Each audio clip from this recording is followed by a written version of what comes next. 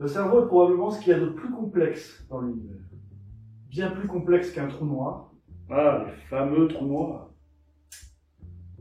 Bien plus complexe qu'une équation mathématique. Ou encore que les relations humaines. Il est constamment en train d'analyser tout ce qui se passe autour de nous. Les sons, les images, les vibrations, les fréquences, les émotions, les pensées, tout. Ce processus est tellement rapide qu'on ne s'en rend même pas compte. Et ça peut nous jouer de très mauvais tours. Car ce que l'on perçoit à l'instant I peut rentrer en conflit avec nos propres croyances qu'on a acquises tout au long de nos vies. Ce qui a tendance à provoquer en nous des sensations plutôt désagréables. Voir, croire, savoir, ce ne sont en réalité que des interprétations de notre cerveau. Et que nous puissions être des milliers à observer une même chose au même moment, chacun en tirera une interprétation qui lui est propre, selon ses propres croyances, selon ce que nous considérons chacun comme acquis. Là, votre cerveau vous dit que vous me regardez. Mais en réalité, vous ne regardez que votre écran. Et là, pour ceux qui ne nous connaissent pas, vous vous demandez si on est des jumeaux. Et là, vous vous dites, merde, c'est quand même pas des triplés. Ou alors qu'on est bon en montage.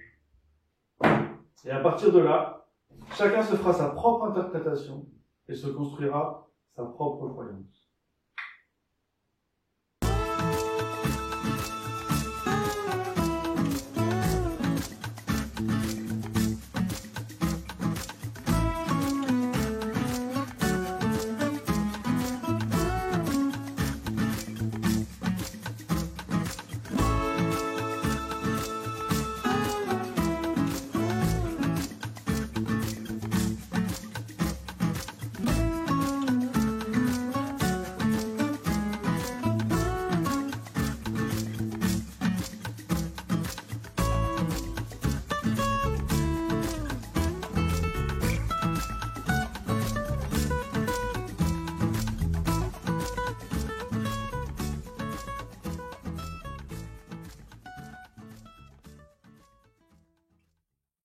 Bon alors, dis-moi, t'as fait des recherches sur l'histoire dont je te parlais?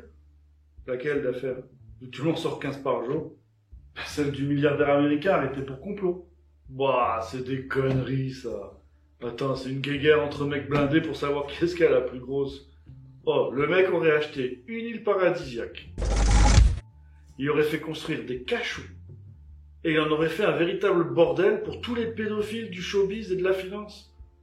C'est du grand n'importe quoi. T'es quand même au courant qu'il y a des centaines de milliers d'enfants qui disparaissent chaque année aux USA. Des centaines de milliers, t'es sûr de toi? Renseigne-toi. C'est des dizaines de milliers rien qu'en France. Il y a les fugueurs, certes, mais il y a une bonne partie dont on ne retrouve jamais la trace. Mais t'es sérieux là? Ouais. Mais le pire, c'est que les gens, tant qu'ils sont pas touchés personnellement, ils ont carrément tendance à ignorer le sujet. Parfois même volontairement. Totalement atteint de dissonance cognitive. Qu'est-ce que c'est? C'est quoi exactement? Quoi, sérieux? T'as jamais entendu parler de ça? Ah non, j'en ai jamais entendu parler, désolé. T'es désespérant, quoi. Bon, je vais te la faire en gros. La dissonance cognitive, c'est... Ce que je vois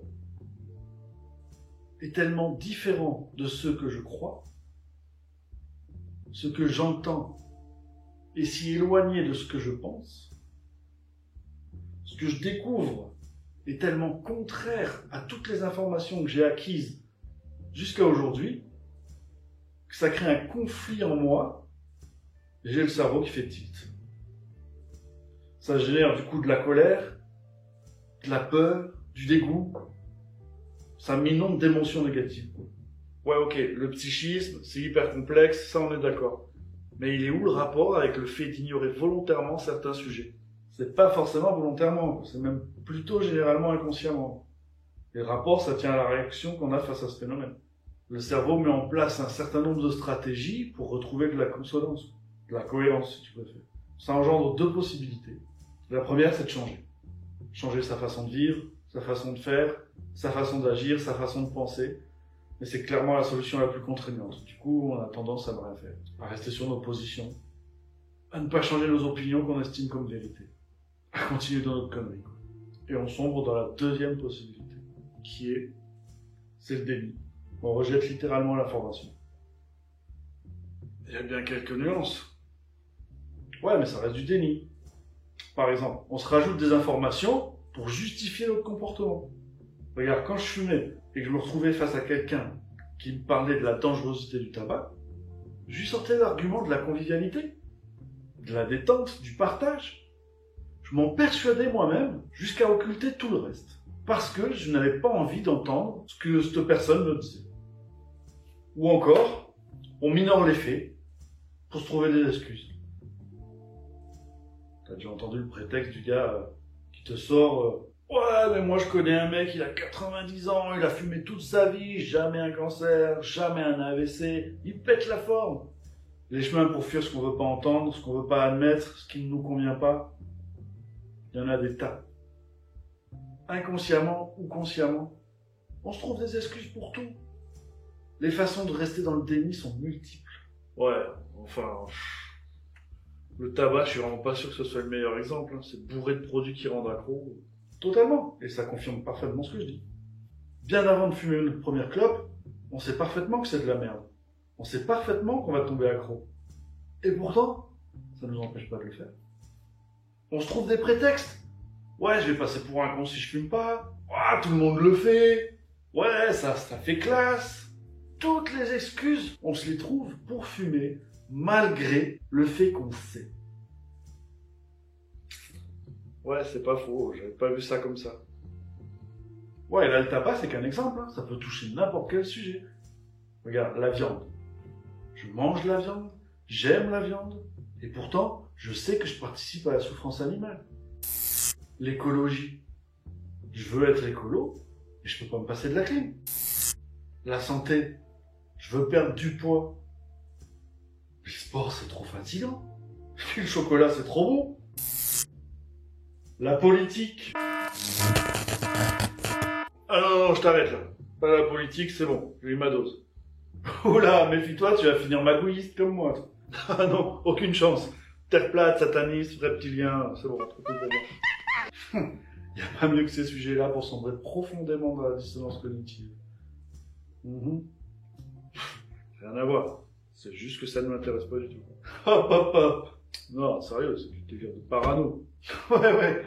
Du même niveau que la religion. Bah arrête, ça n'a rien à voir. Croire en Dieu et croire en la terre plate, c'est pas comparable. Sauf que dans les écrits, la terre est plate et Satan représente le mal. Ouais, mais tu acceptes l'idée de pouvoir être adorateur de Jésus-Christ, mais tu rejettes profondément l'idée qu'il puisse y avoir des adorateurs de Satan. Non, c'est que les chrétiens ont la puissance du Vatican, les juifs celle d'Israël, les musulmans celle d'Arabie Saoudite, et tu ne parviens pas à admettre que les satanistes puissent avoir leur propre puissance. Après tout, toutes les religions se rejoignent sur le fait qu'il y a un Dieu et un diable, quel que soit leur nom. Oh, tu me saoules. On y est. Te voilà ancré dans tes propres contradictions. Ton cerveau est en tilt, à la recherche d'une échappatoire. Je ne te demande pas de croire, mais es-tu seulement capable d'être curieux? Es-tu seulement capable d'ouvrir ton esprit à des sujets qui vont au-delà de tes propres jugements et de tes propres certitudes? Attends, es-tu seulement capable d'admettre qu'en cet instant précis, tu as exactement la même réaction qu'un athée face à tes propres croyances?